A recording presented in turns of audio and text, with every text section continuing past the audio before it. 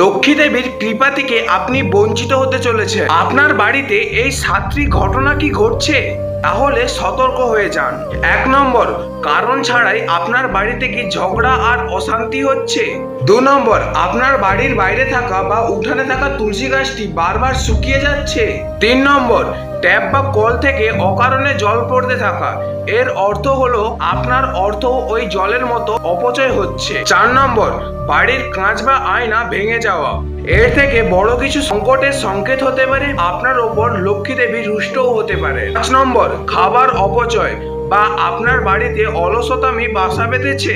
6 নম্বর, বাড়ির মধ্যে নোংরা আবর্জনা, বাড়ি অপরিষ্কার।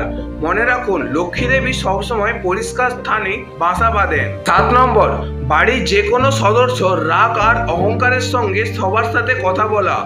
মনে রাখুন, এই 7টি সংকেত যদি আপনার বাড়িতে দেখা যায়, তাহলে এর প্রতিকার দ্রুত বের করুন, নইলে আপনার প্রতি লক্ষ্মী দেবী রুষ্ট হতে চলেছে।